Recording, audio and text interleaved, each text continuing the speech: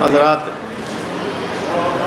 آپ سے میری ذاتی گزارش ہے کہ مولانا تصدیق حسین صاحب قبلہ جو اضلاع میں دہلی میں امام جمعہ جماعت کی حیثیت سے خدمات انجام دے رہے ہیں، ان کی اہلیہ کا انتقال ہو گیا ہے 3 روز پہلے، لہٰذا مرحومہ کی ترویح روح کے لیے 1 مرتبہ سورہ حمد اور 3 مرتبہ سورہ توحید کی تلاوت کی۔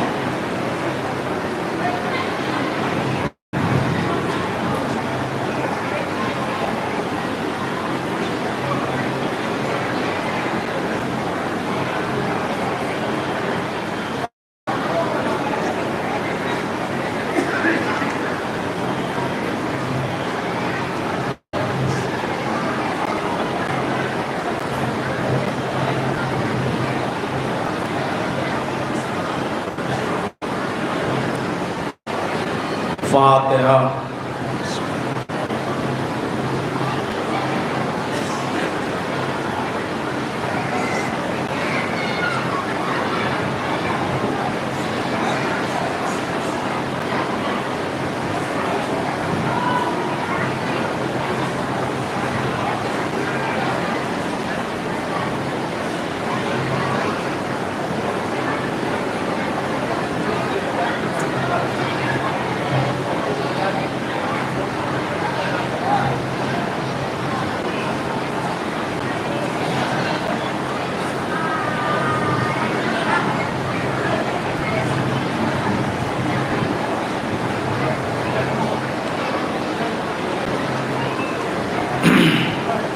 العلی العظیم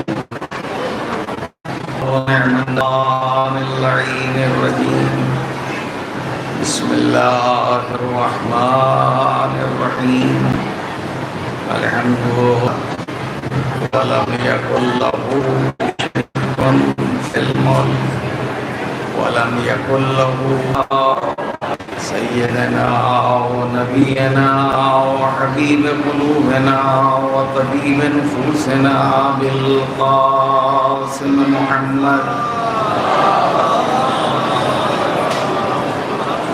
وآلہ الطیبین لعنت اللہ علی اعدائہم وأعداء اللہ اجمعین۔ اما بعد فقد قال سبحانہ وتعالی فی کلامہ الحکیم وهو مرضات اللہ واللہ رؤوف بالعباد۔ صلوات۔ برادران ایمانی و دوستان عزیز، مسلسل آپ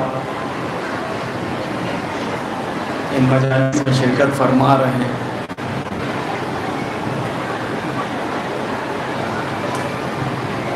دور دراز سے آئے ہوئے زائرین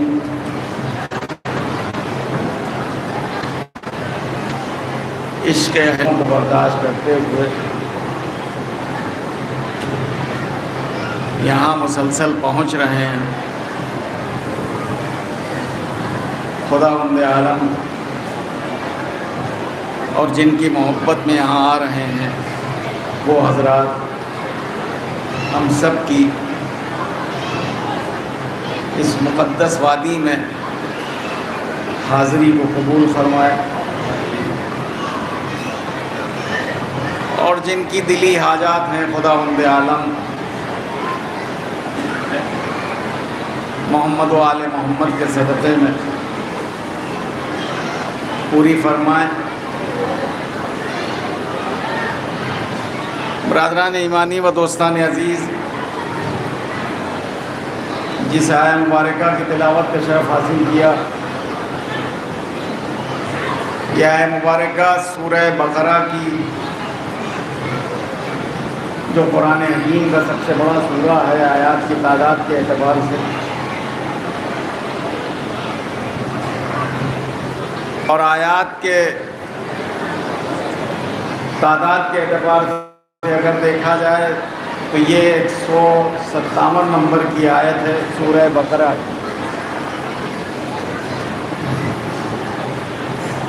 لیکن اس آیت کے ترجمہ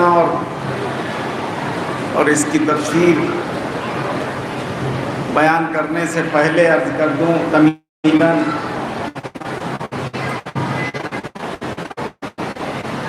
کہ دو نظریے اس دنیا میں ہیں.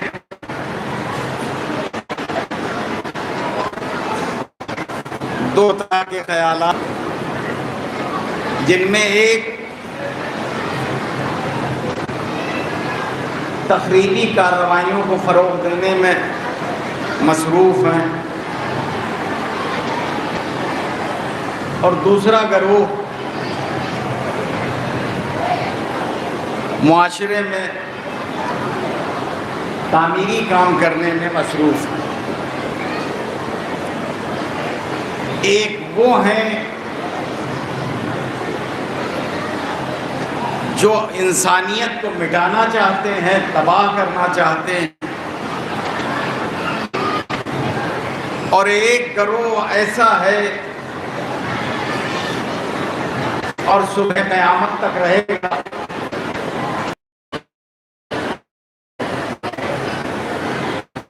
کردار ہے جو ایک ساتھ چلنا انسانیت کو دوسرا کریں. صرف ہم زمانہ رسول سے اگر دیکھیں، رسول اللہ خاموش رہے، وہ امین بھی تھے، صادق بھی تھے. توجہ فرمائیے، یہ القاب مسلمانوں کے عطا کردہ نہیں ہیں، بلکہ جن کے درمیان میں خاموش رسول تشریف فرما تھے ان کے لیے ہوئے القاب، یعنی کفار مشرک. لیکن جیسے ہی رسول اللہ نے کہا کہ کہو لا الہ الا اللہ فتفلحوا، یہ کیا ہو گیا؟ کہو لا الہ الا اللہ، اسی میں تمہاری نجات ہے، فلاح ہے. اب وہ صادق و امین کی سند دینے والے ادھر ادھر ہو گئے. اب پھر وہ دن تھا اور آج تک تقریبی کارروائیاں شروع ہو.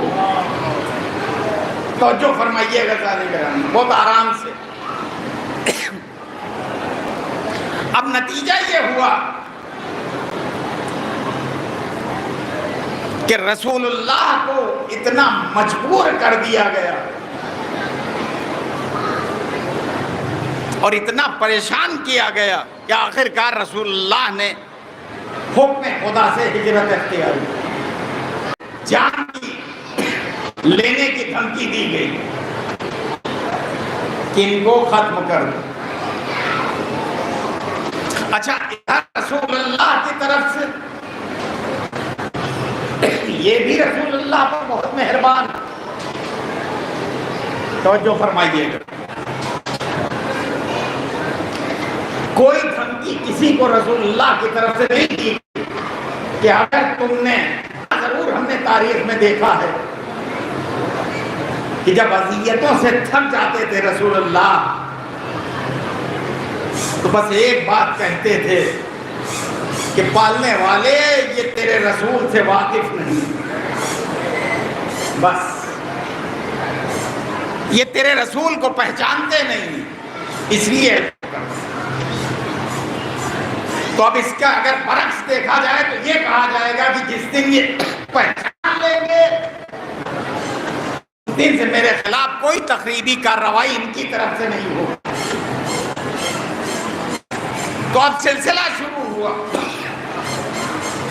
کہ بھئی اب تک تو یہ ہمارے درمیان میں رہے، نہ ان کو ہم سے کوئی شکایت تھی نہ ہم کو ان سے، لیکن اب یہ کہہ رہے ہیں کہو لا الہ الا اللہ.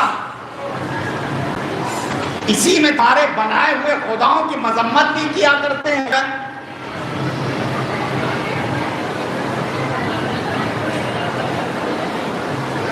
تو لوگوں نے مشورہ دیا ایک خاص مقام پہ اکٹھا ہو کر کہ ان کو قتل کر دیا جائے. کوئی ایک شخص جائے اور قتل کر دے.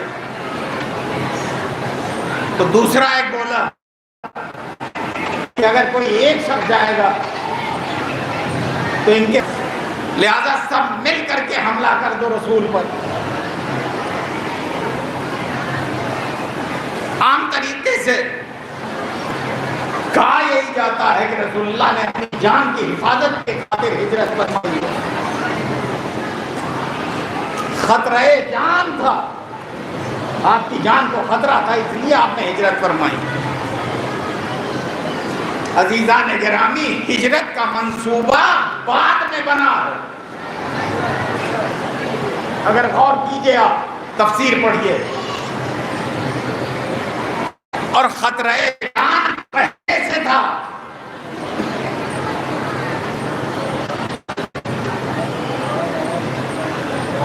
کہ رسول اللہ کو یہ ختم کر دیں گے، کیونکہ ان کا جو اصل محافظ تھا اس دنیا میں، جسے ہم حضرت عمران کے نام سے یاد کرتے ہیں، وہ اب اس دنیا میں نہیں ہے، تو خطرہ تو تھا۔ تو اب حکم خدا ہوا رسول اللہ، لیکن اس سے پہلے کے جو حالات ہیں وہ بھی دیکھنا چاہیے ہمیں، اس سے نتیجہ نکلتا ہے کہ ادھر مکے کے اندر اسلام پھیلتا رہا، پھیلتا چلا گیا، یہاں تک کہ اس کی خبر مدینے تک پہنچی۔ اب مدینے میں دو گروہ تھے، دو قسم کے لوگ تھے، ایک یہودی اور ایک بت پرست، بتوں کی پرستش کرنے والے، یہ دو تھے۔ ان لوگوں نے مدینے پہنچ کر کے، بت پرستوں نے اپنے پیسے کو سود اور بیاج کے اوپر چلا چلا کر کے اپنی ہستی بنا لی، پیسے والے ہو گئے۔ اب وہاں کے جو مقامی باشندے یہودیوں کی شکل میں تھے، ان سے لڑائی جھگڑے ہونے لگے۔ تو یہودی اپنی آسمان، انہوں نے اپنی کتاب میں کہیں پڑھا تھا کہ آخری رسول مدینے کے یہودیوں کے اوپر یلغار کرتے تھے، ہم سے لڑائی کرتے تھے، تو وہ یہی کہتے تھے، خیال رکھنا ہم اکیلے نہیں ہیں، رسول آنے والا۔ کون کس سے کہہ رہا ہے؟ مدینے کے یہودی، مدینے کے جب رسول اللہ آ گئے،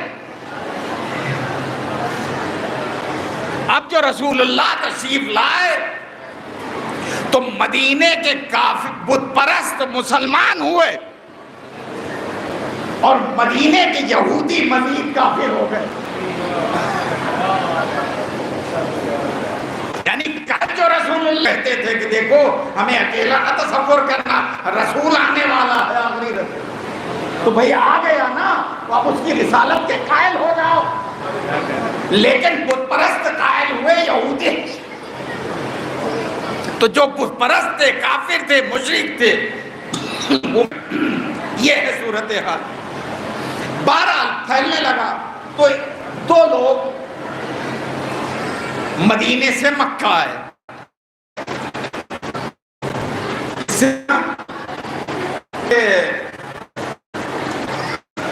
میں مدد آپ کی ضرور کرتا، لیکن آج کل میں خود پریشان ہوں۔ کہ اچھا آپ پریشان؟ کس سے پریشان؟ کہنے لگے ہمارے یہاں وقت ایک ہے جس کی وجہ سے ہم لوگ پریشان، قرآن حکیم کی تلاوت کیا کرتا ہے اور ہمارے بنائے ہوئے خداؤں کی مذمت کیا کرتا ہے۔ کہ اچھا یہ بات، لہذا ہم ایسی صورت میں آپ کی کوئی مدد نہیں کر سکتے۔ اب وہ جو دو مدینے سے مدد کا مطالبہ کرنے آئے تھے اہل مکہ کے بیچ، جب ادھر سے انکار ہوا تو انہوں نے سوچا کہ لاؤ آئے ہیں تو کم سے کم خانہ کعبہ کا طواف کر لیں۔ توجہ فرمائیے گا، اب جب ہم مکے مدینے سے مکے آئے ہیں تو یہ کام نہیں ہوا کہ عمرہ کر لیں۔ اب جب انہوں نے اظہار کیا کہ بھئی ٹھیک ہے آپ مدد نہیں کر رہے ہیں، لہٰذا اب ہم جا رہے ہیں طواف کعبہ کے لیے، اور اس کے بعد ہم اپنے مدینے واپس چلے جائیں۔ تو مکے والوں نے کہا کہ نہیں، وہاں مت جاؤ،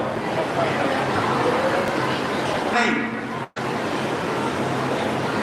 وہاں مت جاؤ، وہیں تو بیٹھا ہوا ہے وہ شخص، جاؤ اس کے جال میں پھنس جاؤ.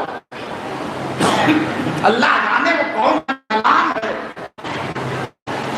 کہ جو بھی سنتا ہے اس پر اثر انداز ہو جاتا ہے. وہ کلام وہ جاتا ہے کافر مگر جب آتا ہے تو مسلمان. لہذا محمد کا تو مجھے کرنے کا رہا بھائی تم لوگ مدد کرنے کے لیے نہیں تیار تو کم سے کم یہ کعبہ کا طواف کر لیں. یہ کہہ کر کے اپنے گھر کے اندر گئے اور وہاں سے روئی لے کے اور ان دو لوگوں کو جاؤ. اب وہ جو بھی پڑھے گا تم سن ہی نہیں سکو. لیکن عزیزان گرامی جب انسان میں کسی چیز کے پانے کی جستجو ہو اور ایک لگن اور للک ہو تو وہ ان سے مل کے رہتی ہے. وہاں سے تو اس کے گھر سے تو روئی ٹھوس کر کے نکل آئے. تھے سمجھدار, تھے حساس, تھے جینیس, تھے بدھمان, تھے عقل مند. راستے میں انہوں نے سوچا کہ آخر ایسا کون سا کلام ہے کہ جس کے سنتے ہی انسان منقلب ہو جاتا ہے, پلٹ جاتا ہے. کہا یہ کچھ نہیں اور وہی نکال کے پھر کہا نہیں, جو ہوگا دیکھا جائے گا, جو ہوگا دیکھا جائے گا. اور آ گئے. اب جب آئے تو طواف شروع کیے. طواف سے فارغ ہو گئے طواف کعبہ سے تو دیکھا تو ایک شخص ہے بیٹھا ہوا قرآن پڑھ رہا. یہ لوگ بھی بیٹھ گئے اور وہی ہوا جس کی پیش گوئی کی گئی تھی ان سے کہ سنو گے تو جو کچھ ہو واپسی پر وہ تم نہیں ہوگے.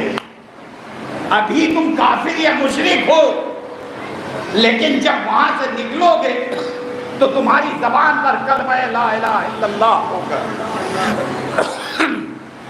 وہی ہوا کہ جب وہ کعبے کے سرحد میں داخل ہوئے حدود میں تو دشمن اسلام تھے لیکن طواف کعبہ کے بعد کلام خدا سننے کے بعد رسول کی زبان مقدس سے جب وہ جانے لگے تو اب وہ دشمن اسلام نہیں ہے بلکہ مبلغ اسلام ہے. اس طریقے سے مبلغ اسلام بن کر کے مدینے پہنچے اپنے وطن عزیز اور وہاں جا کر کے اسلام کی تبلیغ کی. کچھ دنوں کے بعد 7-8 لوگ آئے رسول اللہ کے پاس. ان کے ساتھ بھی یہی ہوا کہ آئے کچھ چہرہ تھا, جب گئے تو چہرہ دوسرا تھا. پھر 60-70 لوگ آئے تو مسلمان, جب آئے تو کفر کا مالا جپتے ہوئے آئے تھے لیکن جب گئے ہیں تو اسلام کی تسبیح پڑھتے ہوئے گئے. یہ صورتحال ہے عزیزان گرامی.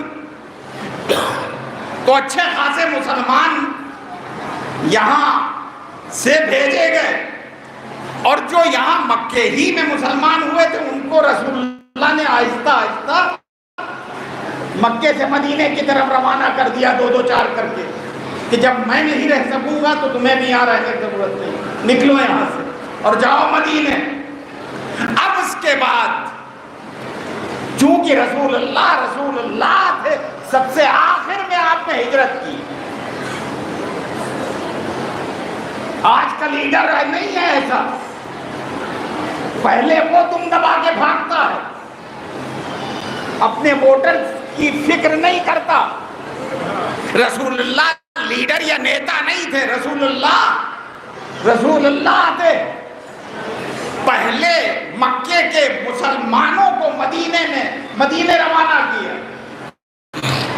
اور آخر میں آپ گئے. اب یہ کہ جو مجبور وہ نہیں جا سکے, کسی نہ کسی کے غلام اور کچھ ایسے لوگ نہیں جا سکے. اب معاملہ رسول اللہ کا ہے, رسول اللہ کو جانا ہے اس لیے کہ حکم خدا ہو چکا ہے کہ تم مکہ چھوڑ دو, جان کا خطرہ. اور اپنے بستر پر علی کو لٹا دینا.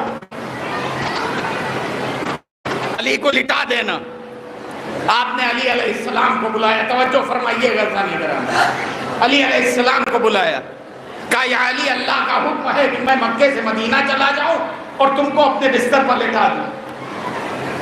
اچھا علی علیہ السلام کون ہے؟ اپنے بھائیوں میں سب سے چھوٹے، سب سے بڑے طالب، اس کے بعد عقیل، اس کے بعد جعفر اور اس کے بعد امیر المومنین۔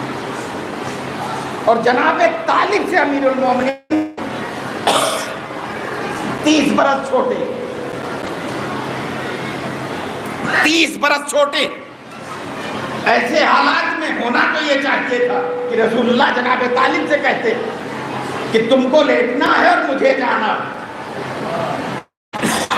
لیکن جو سب سے چھوٹا ہے اسے بلا کے کہتے ہیں کہ تمہیں لیٹنا ہے اور مجھے جانا۔ یہ صورتحال ہے عزیزان۔ اچھا ادھر امیر المومنین کی ذات کو دیکھیں، کس قدر استحکام ہے، اس سے بات ہے کہ کہیں سے قدموں میں لرزش نہیں۔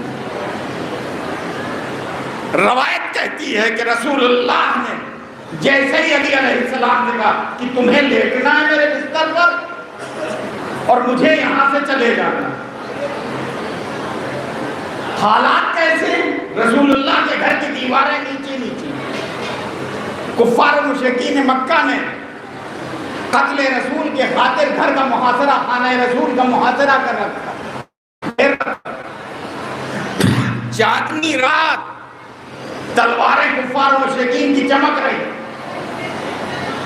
نیزوں کی انیاں دمک رہی، نیزے بلند ہیں۔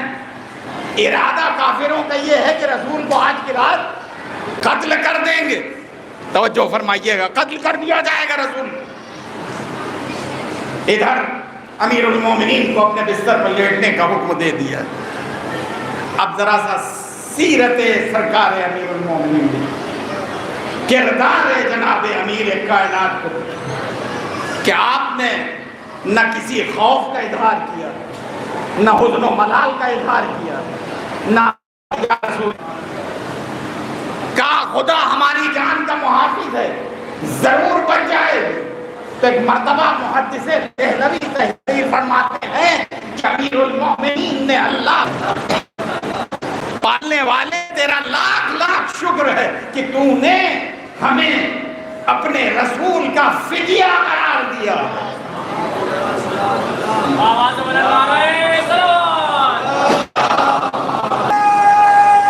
رسول کا فدیہ قرار دیا ہے، تیرا شکر ہے مالک۔ اب اس کے بعد محدث دہلوی لکھتے کہ یہ پہلا سجدہ شکر تھا جو علی انجام دے رہے تھے۔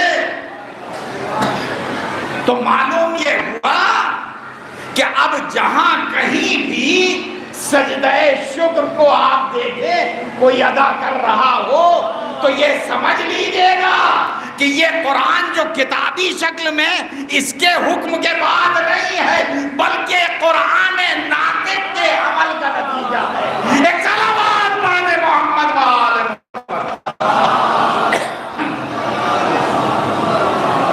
یہ امیر المومنین کے عمل کا نتیجہ ہے۔ یہ محدث دہلوی نے کتاب مدارج النبوہ میں لکھا ہے کہ پہلا سجدہ شکر تھا اللہ کی زمین پر جو علی ادا کر رہے ہیں، اور وہ سلسلہ آج تک جاری ہے، آج تک جاری ہے۔ تو ادھر ایک طرف سے تقریبی کارروائیاں کہ رسول کو مار دیا جائے، ادھر علی علیہ السلام کا معاملہ یہ ہے کہ فدیہ رسول بن کر، محافظ رسول بن کر بستر رسول پر آ کے لیٹے۔ اچھا کفار و مشرکین کے درمیان میں رسول اللہ کا بچپنا بھی گزرا، جوانی بھی گزری، انہیں رفتار رسول سے بھی واقفیت ہے، گفتار رسول سے بھی واقفیت ہے، قد و قامت رسول کو بھی جانتے ہیں کہ کون لاما ہے اور کون پستہ قد ہے۔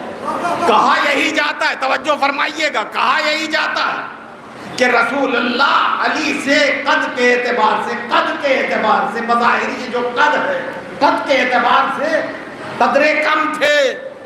آخر میری سمجھ میں نہیں آتا کہ رسول اللہ کی چادر اوڑھ کر کے طویل القامت امیر المومنین بستر رسول پر لیٹے، لیکن کفار و مشرکین نے رات بھر جاگ کر کے یہ پتہ ہی نہیں لگا پائے کہ آخر علی سو رہے ہیں یا رسول. کچھ سمجھ ہی نہیں پائے کہ یہ کون سو رہا، بلکہ وہ رسول ہی سمجھتے رہے، رسول ہی سمجھتے رہے. کہا یہ علی نہیں ہے، رسول ہیں. جبکہ انہوں نے علی کو بھی دیکھا تھا، رسول کو بھی دیکھا تھا. تو اب ایک جملہ کہنے دیجئے، ہم زمانہ غیبت کبریٰ سے گزر رہے ہیں. ہم اور آپ ہمارے زمانے میں ہم غیبت کبریٰ یعنی امام زمانہ کی غیبت سے گزر رہے ہیں. ہمیں بس ایک جملے کہنے کی اجازت دے دیجئے کہ جس طریقے سے ایک لحظے کے لیے اس زمانے کے لوگوں کی آنکھوں پر پردہ ڈال دیا تھا اور وہ یہ فیصلہ نہ کر پائے کہ یہ رسول ہیں یا علی، تو وہ خدا اس بات پر قادر ہے کہ وہ اپنی امانت کو اپنے حفظ و امان میں لے کر کے ہماری آنکھوں پر پردہ ڈال دے، پردہ ڈال دے. اس بات پر قادر ہے عزیزان کرام. غرض کے امیر المومنین بستر رسول پر لیٹے، پیغمبر اسلام کفار و مشرکین مکہ کے درمیان سے ان کی آنکھوں پر دھول جھونک کر کے نکل گئے، لیکن انہیں پتہ نہ چلا کہ رسول اللہ ہمارے درمیان سے نکل گئے.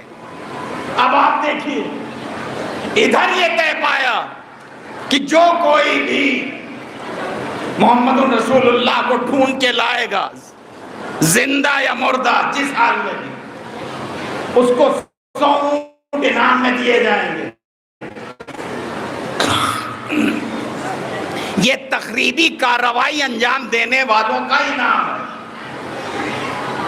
تو اس زمانے کے کفار مشرکین کی طرف سے کہ جو کوئی بھی انہیں ڈھونڈ کے لائے گا، چاہے وہ زندہ یا مردہ، اسے 100 اونٹ دیے جائیں گے انعام کی شکل میں. تو سراقہ نام کے ایک شخص نے تلاش، اسے ایک گھوڑا مہیا کرایا گیا اور وہ تلاش رسول میں نکل پڑا. ایک مقام پر پہنچا جسے آپ غار ثور کہتے ہیں، جہاں رسول اللہ پوشیدہ تھے، چھپے ہوئے تھے.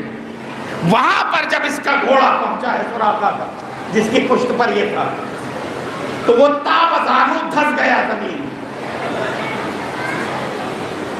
تابزانو دھس گیا. اسے احساس ہو گیا تھا کہ اس کنویں میں کوئی چھپا ہوا ہے، لیکن قدرت نے کچھ ایسا انتظام کیا تھا کہ مکڑی کو حکم ہوا کہ جالا بن دے، کبوتروں کو حکم ہوا کہ تم انڈے دے دو، یہاں تک کہ اوپر سے یہ پتہ نہ چلے کہ یہ نیا کنواں ہے یا پرانا کنواں کیا ہے. اس میں رسول ہیں اور ایک صاحب اور بھی. یہ جب بالکل کنویں کے نزدیک پہنچا ہے تو وہ حضرت جو رسول اللہ کے ساتھ میں تھے گریہ کرنا شروع کیا. شاید زندگی میں پہلی مرتبہ ان پر گریہ طاری ہوا. خوف خدا میں نہیں، خوف خدا میں نہیں روئے،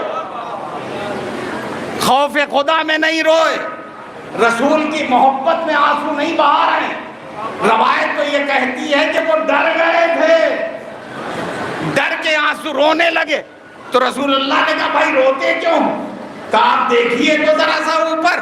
کہا جی میں نے اوپر دیکھ لیا، ہمارا بھی اوپر والا ہی محافظ ہے، اللہ ہماری حفاظت کرنے والا ہے. گریہ مت کرو. لیکن ان کے گریہ میں افاقہ نہیں بلکہ اضافہ ہوتا چلا گیا. آخرکار وہ دم آخر روتے ہی رہے. ادھر اس کا گھوڑا تابزانو دھس گیا زمین.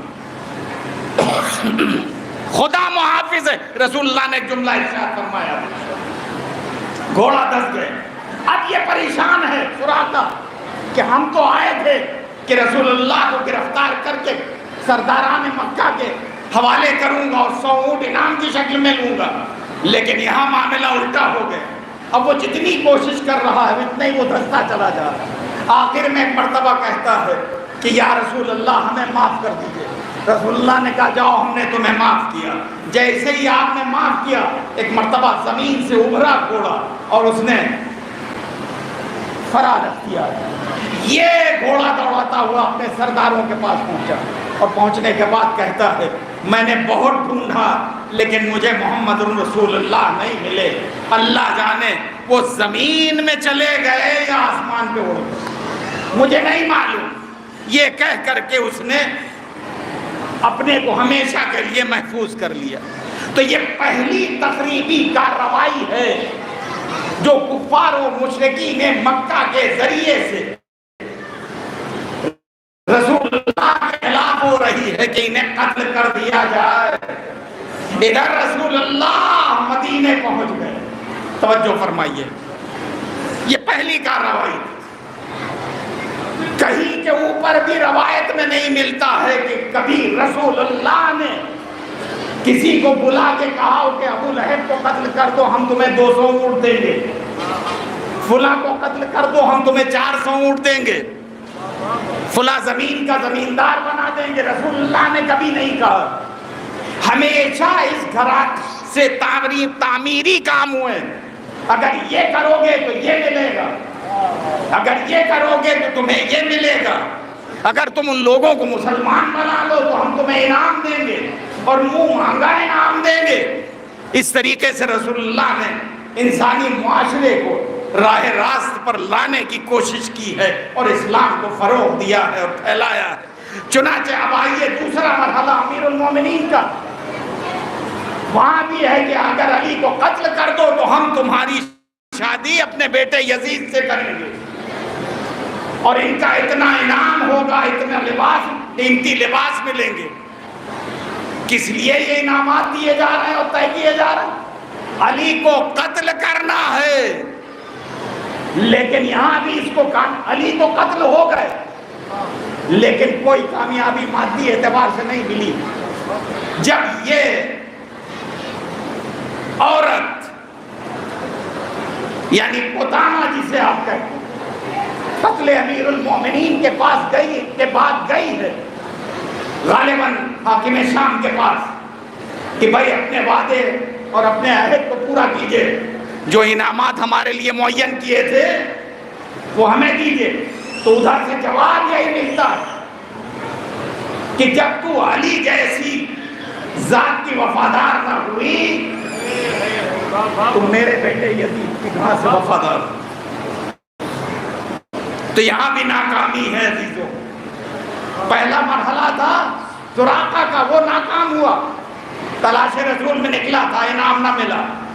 ادھر امیر المومنین کے قاتل عبد الرحمن ابن ملجم پچھتا پچھتا کے کہتا تھا کاش میں نے ایسا نہ کیا ہوتا, کاش میں نے ایسا نہ کیا ہوتا, ہمیں دنیا اور آخرت میں خسارے کے سوا کچھ نہ ملا. اب آئیے تیسرا مرحلہ ہے, میں جلدی جلدی سماعت فرما دی. امام حسن کا یہاں بھی یہی کہ جودہ بنت اشد کے ذریعے سے شہید کرانے کی کوشش کی گئی. یہاں بھی جودہ بنت اشد کی مراد پوری نہ ہوئی. اب اس کے بعد امام حسین علیہ السلام کا زمانہ آتا. وہاں اگر دیکھیے گا تو یہی حال ہے. عمر ابن سعد سے یزید نے تحریری یہ وعدہ کیا تھا کہ اگر تو نے حسین علیہ السلام کو قتل کر دیا تو ہم تمہیں ملک رہ کا گورنر بنائیں گے, ملک رہ کا گورنر بنائیں گے. امام حسین علیہ السلام قتل ہو گئے. قتل حسین کے بعد عمر سے ساتھ یزید کا وہ نامہ لے کر کے یزید کے دربار میں پہنچا شام, اور اس نے کہا دیکھو تم سے ہم نے جو وعدہ کیا تھا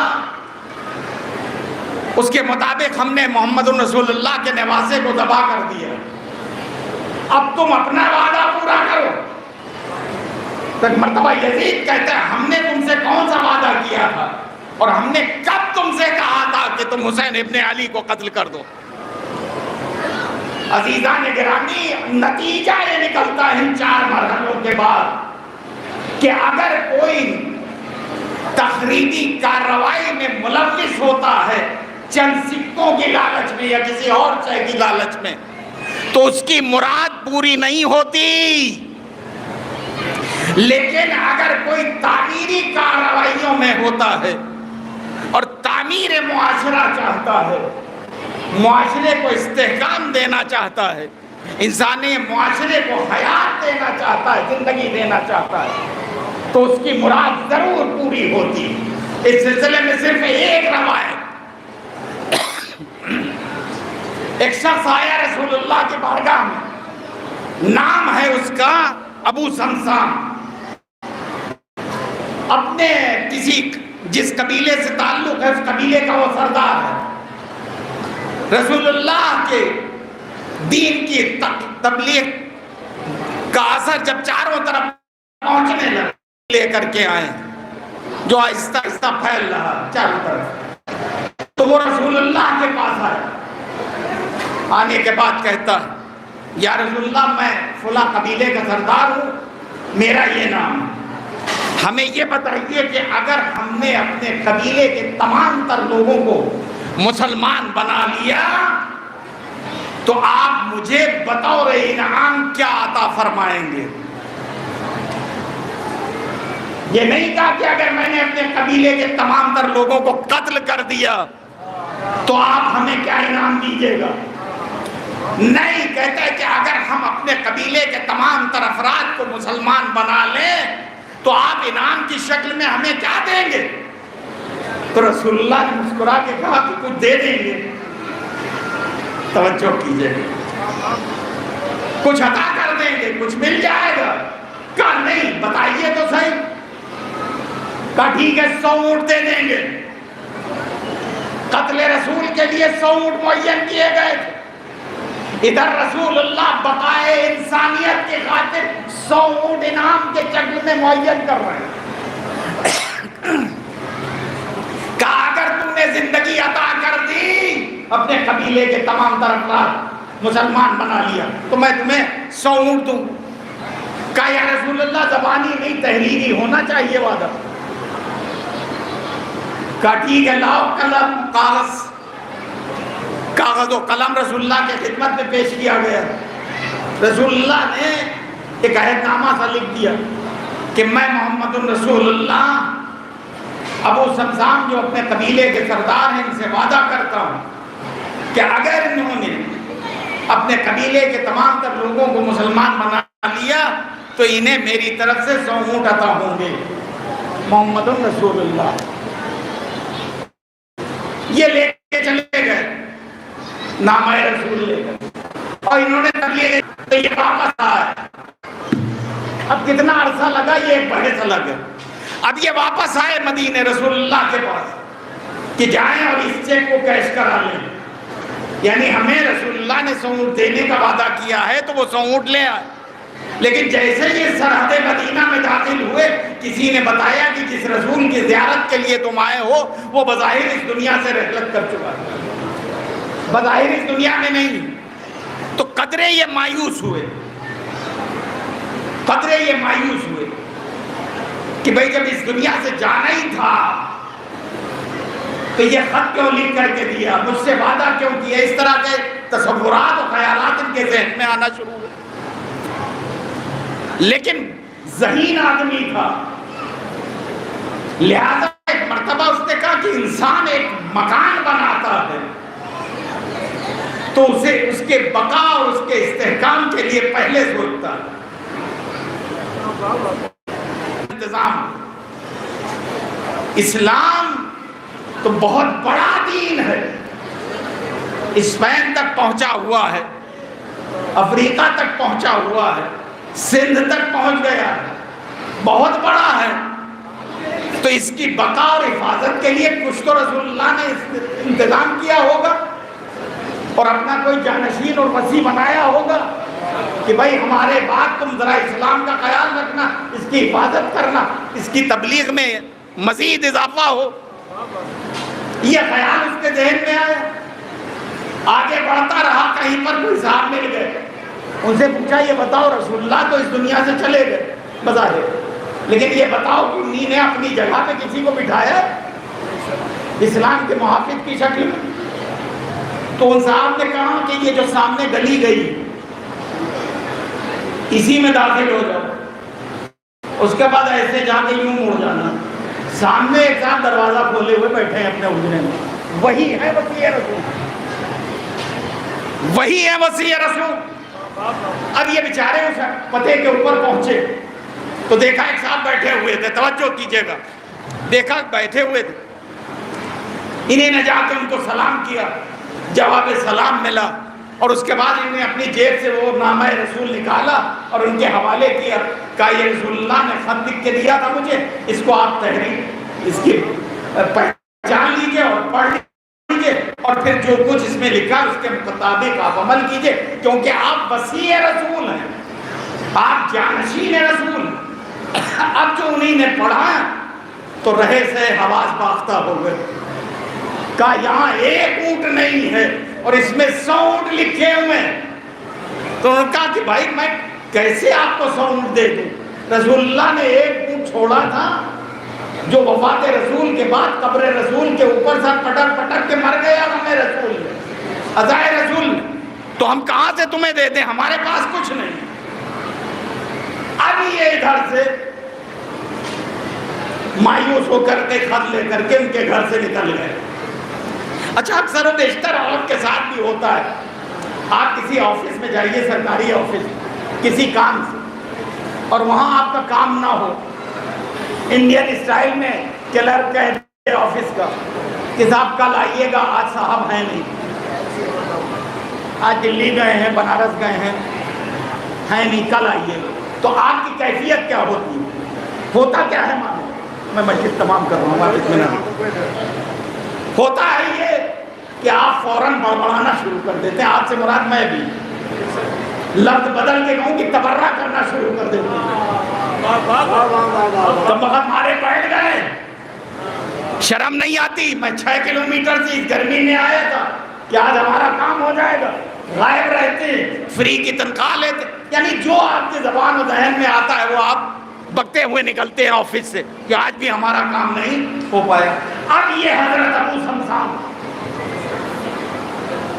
دربار سے نکلے، وصی رسول کے دربار سے، تو ان کی بھی یہی کچھ کیفیت تھی، بڑبڑاتے ہوئے، وہی کہیں جناب سلمان چھپے ہوئے بیٹھے تھے، جب دیکھا کہ یہ مایوس ہیں انہوں نے ہاتھ پکڑ لیا، کہاں جاتے ہو، غلطی تمہاری ہے، غلطی تمہاری ہے، تم اصل میں غلط پتے پہ پہنچ گئے تھے، وہ بنا ہوا ہے، ہم تمہیں بنائے ہوئے کے پاس لے چلیں گے۔ ایک صلوات پڑھ دے محمد وآل محمد۔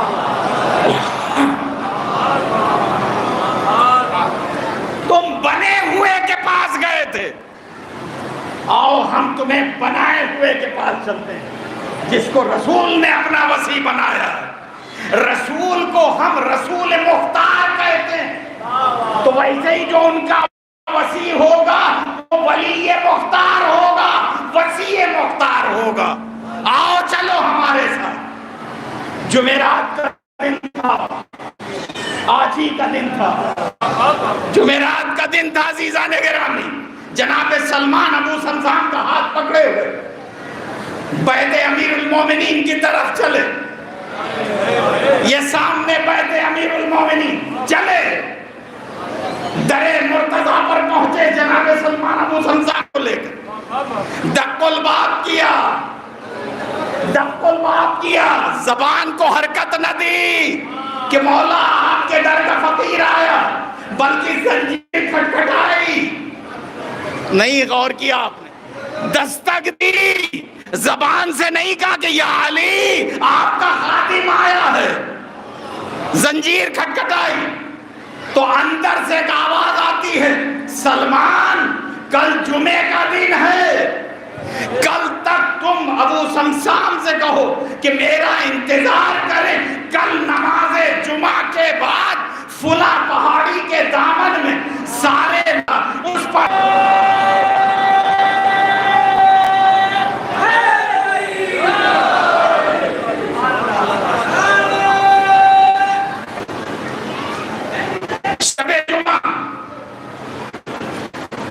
نماز جمعہ پڑھی، آج ابو سمسام سمسام بھی ہے نماز جمعہ میں۔ نماز جمعہ کے بعد امیر المومنین نے کہا کوئی بھی نمازی اپنے گھر نہیں جائے گا بلکہ فلاں پہاڑی کے دامن میں چلے گا۔ امیر المومنین امام حسن کے کاندھے پہ ہاتھ رکھے ہوئے سب سے پیچھے ابو سمسام وہاں پہنچ گئے، جناب سلمان پہنچ گئے اور دوسرے لوگ پہنچ گئے جو نماز جمعہ میں شریک تھے۔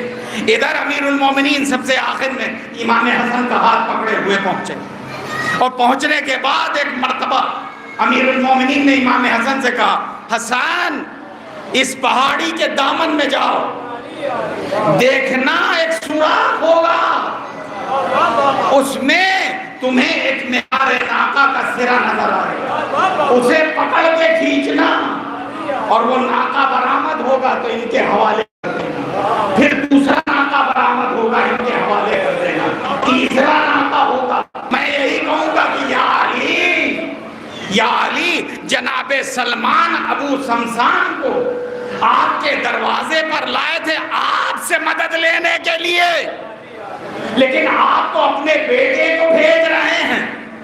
تو ادھر سے غالباً یہی جواب آئے گا کہ جب امت کے بزرگ جہاں تھک جاتے ہیں وہاں سے ہمارے بچوں کا قیام شروع ہوتا ہے۔ ایک صلوات پڑھ دے محمد وآل محمد۔ یہ ہے عزیزان گرامی، چنانچہ جمعہ کا دن ہے، نماز جمعہ سے تمام مسلمان فارغ ہو چکے ہیں۔ ابو سمسام نے بھی نماز جمعہ ادا کر لی، جناب سلمان نے بھی نماز جمعہ ادا کر لی، نماز پڑھانے والا علی، نماز پڑھنے والے امام حسن اور جناب سلمان جیسے اور دیگر مسلمان اب اس پہاڑ کے دامن میں پہنچے تو جیسا حکم تھا امیر المومنین کا اس کے مطابق امام حسن نے دیکھا تو ایک سوراخ نظر آیا، اس میں سے دیکھا ایک مہار ناقہ کا سرا، ایک ڈوری نظر آ رہی، اس کو کھینچا تو پہلا ناقہ نکلا، کہا یہ لو، دوسرا اونٹ نکلا، کہا یہ لو، تیسرا ناقہ نکلا، کہا یہ لو۔ جب 100 کی تعداد پوری ہو گئی، جب 100 کی تعداد زہرا بس، اس لیے کہ آپ کے نانا نے 100 اونٹ دینے کا وعدہ کیا تھا اور آپ نے 100 اونٹ عطا کر دیے۔ تو ایک مرتبہ امام حسن کہتے ہیں ابو سمسام اگر تیری زبان پر لفظ بس نہ آیا ہوتا تو یہ سلسلہ سخاوت صبح قیامت تک جاری رہتا۔ ایک صلوات پڑھے محمد وآل محمد۔ غالباً کسی جوان کے ذہن میں یہ سوال آ جائے کہ صاحب وہاں پہاڑ میں اونٹ کہاں، کوئی وہاں کوئی کارخانہ تھا، کوئی کیمل اونٹوں کا کوئی فارم تھا کہ جہاں پیدا ہوتے تھے؟ کیوں نہیں قرآن پڑھتے ہو؟ قرآن تمہیں جواب دے گا، ایک نہیں 2-3 مقامات پہ جواب موجود ہے۔ آپ ہمیں یہ بتائیے کہ یہاں پر تو آپ کے ذہن میں یہ سوال آیا اور ناقہ صالح کی یعنی اس جناب صالح کی اونٹنی کے بارے میں کبھی سوال نہ آیا؟ جناب اسماعیل کی جگہ پر دمبا جو آیا اس کے بارے میں کوئی سوال نہیں ہے۔ ہمیں پھر کہنے دیجیے کہ اسی کارخانہ قدرت سے آپ نے 100 اونٹ عطا کیے ابو سمسام کو، جس کارخانہ قدرت سے جناب اسماعیل کی جگہ پہ دمبا آیا، جناب صالح کی اونٹنی آئی، امام حسن کے بعد آئے۔ ایک صلوات پڑھ دے محمد والے۔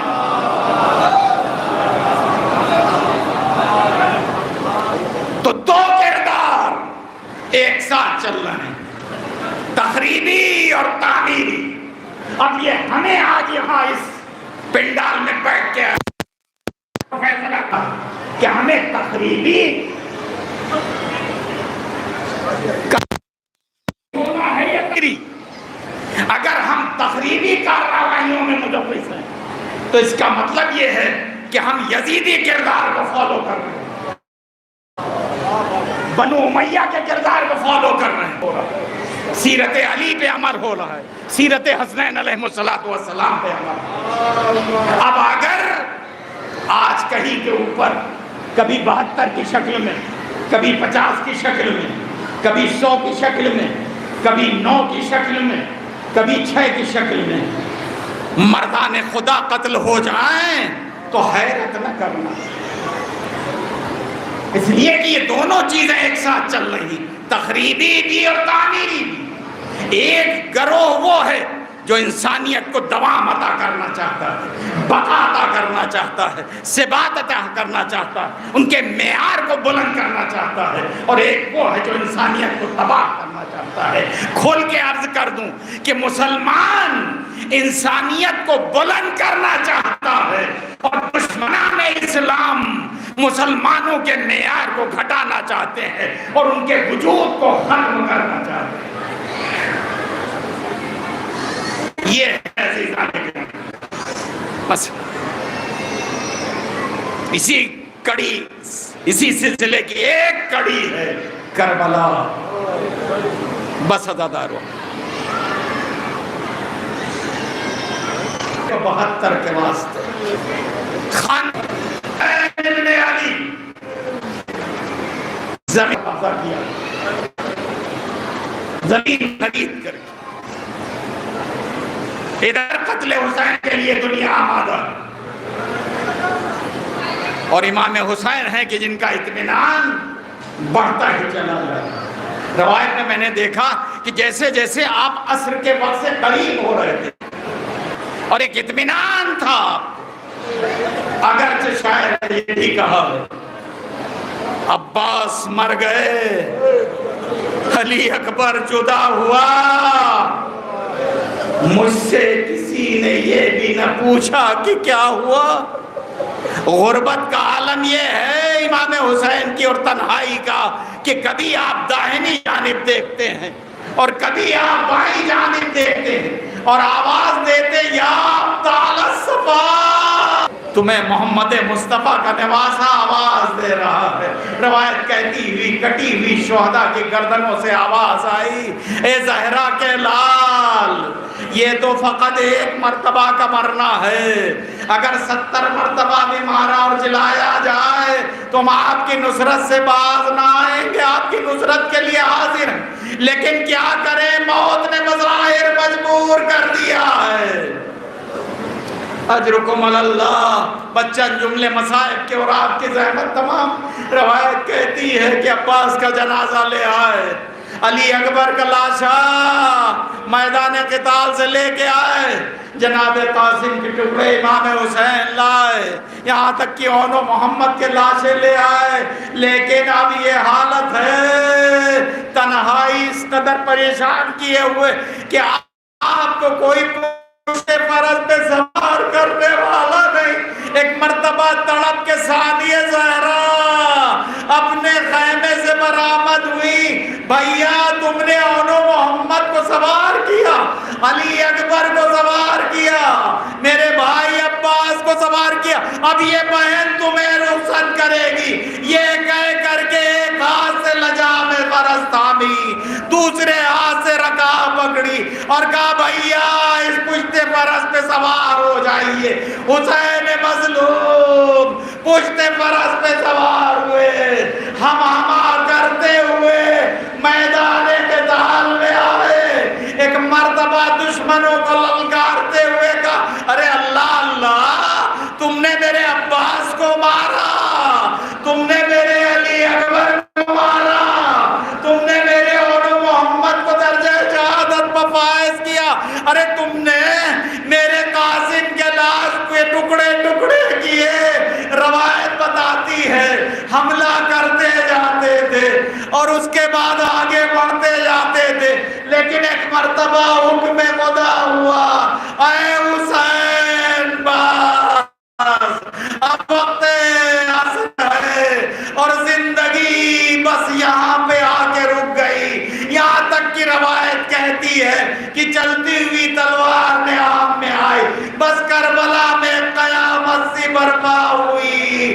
روایت میں ہے کہ چاروں طرف سے حملے شروع ہو گئے، کوئی تلوار سے حملہ کر رہا تھا، کوئی تیروں کی بارش کر رہا تھا، اور جن کے پاس کوئی ہتھیار نہ تھا وہ اپنے تھیلیوں سے پتھر نکال نکال کے فرزند رسول کی طرف پھینک رہے تھے، اور رسول کا نواسا زخموں کی تاب نالا کر کے پشت فرس سے زمین کربلا پر آ رہا تھا، لیکن دنیا نے وہ بھی منظر دیکھا کہ پشت فرس سے زمین کربلا پہ نہ آ کر کے آپ کا جنازہ تیروں پر معلق ہو گیا۔ شمر نے آگے بڑھ کے گستاخی دی، بس قیامت سی برپا ہوئی، منادی نے ندا دی قتل الحسین بکربلا، صبح الحسین بکربلا۔ ادھر بھی مارے کربلا نے آواز دی، پھوپھی اماں بابا مارے گئے، وہ دیکھئے نیزہ طویل پر میرے بابا کا سر بلند ہے، السلام علیکہ یا ابا عبداللہ، السلام۔ حضرات ایک مرتبہ سورہ حمد اور 3 مرتبہ سورہ توحید کی تلاوت کر کے شہدائے ایران کی ارواح کو ایصال فرما دیں۔